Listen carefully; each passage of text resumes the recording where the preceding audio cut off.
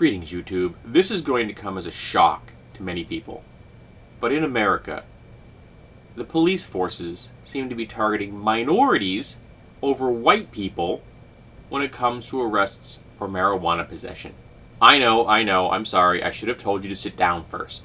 So I'm linking to a Metafilter post which has an article linked to it from the New York Times. This is from last month.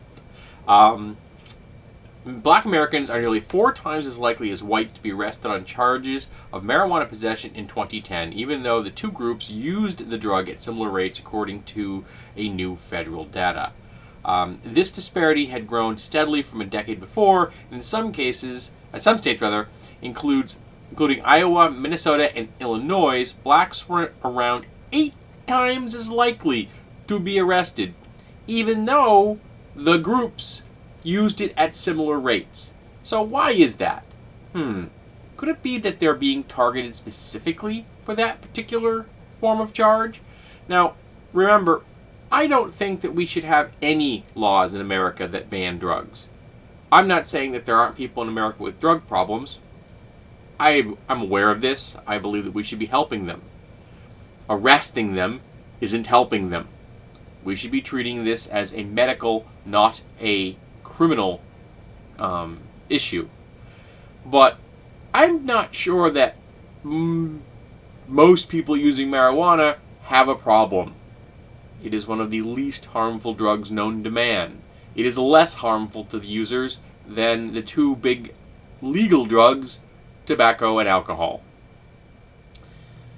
And yet, we're still arresting people and throwing them into our prison industrial system. And all of these arrests just justify more funding for the police force. And remember something, folks.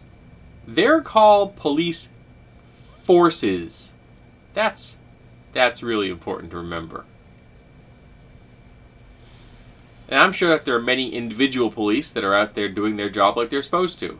But as an entity, frequently, they are the jackbooted thugs of the conservative political movements in America.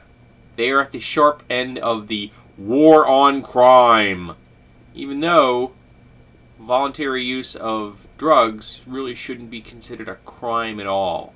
Now, if you want to help someone that you think is addicted to a drug, I think that we should. I think we should be following the model used in Portugal, where they are cut down criminal charges, they fine people, and they put them into some kind of medical program to help them deal with their addiction. Though I'm not 100% sure that you can become addicted to marijuana chemically, and I don't think that anyone has ever died from an overdose of marijuana. But that's beside the point. It's not like, you could kill yourself with alcohol. Oh, yes, you can actually. You can actually OD from alcohol. It's not like alcohol's ruined families. Oh, yes, actually. Actually, alcohol has ruined families. It's not like tobacco products, kill people. Oh, well, other than those 450,000 Americans every year and the 45,000 Americans that are killed that don't even smoke. Why do we have laws against marijuana again? So, this is a shining example of how America is all about funneling their problems into prison systems instead of dealing with them medically. And we should stop doing that. People have been taking drugs for as long as there have been people. And the vast majority of people that take drugs do not ever become addicted. We are focusing our huge amount of effort on the very small percentage, I believe it's something around 10%, last statistic I heard, that actually become addicted to something. And those people need medical help, not criminal help. Because if you want to help somebody, giving them a criminal record is not help. You have now marked them for life. Every time they go to get a job, they're going to have to say, yeah, I have a federal, criminal charge against me. A felony charge. And how is that going to help them? How is putting them into prison with people who are actually criminals going to help them? Of course, it isn't. If we were to suddenly release all the people in prison in America who have nothing but non-violent drug charges, it would decimate the economy as far as jobs are concerned. it's like 1.5 million people would suddenly be dumped into the job market. So there's a lot of complex things going on over here. We're funneling people into the prison system. We're funneling private prisons. We're funneling money into police forces. We're attacking the symptoms of problems instead of dealing with the problems themselves. The reality is that drugs are a symptom of other social ills. They are not the driving force of those social ills. People turn to drugs for reasons other than just to use the drug. People turn to drugs to face problems that are bigger than the drug itself. And we should be concentrating on those problems, not on the symptoms, which are the drugs. Poverty, racism, discrimination, homelessness, lack of education, lack of health care, mental health care. These are all issues we should be addressing. But like when I discussed violence, they're very big issues, and people don't want to deal with them. They would rather just point their finger and say, see, that person's a bad person. They need to go to prison.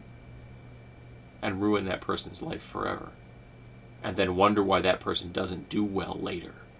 And again, use that as justification for yet more strict laws. So how about we stop doing that? How about we start dealing with drug addiction, in a few cases, percentage of the people that actually are addicted, as a medical issue. And stop giving people criminal records. And stop disproportionately targeting minorities over white people. That would be nice as well.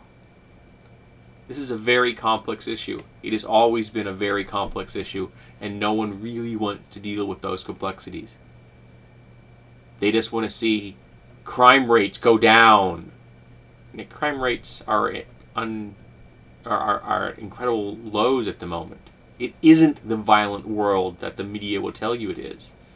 And let's face it, people on weed are not violent. Have you been around people who are stoned? The only thing they attack are munchies. So, for all the tough on crime people out there, if you'd like to actually solve the problems that are associated with drugs, let's solve the problems. Let's stop attacking the symptoms.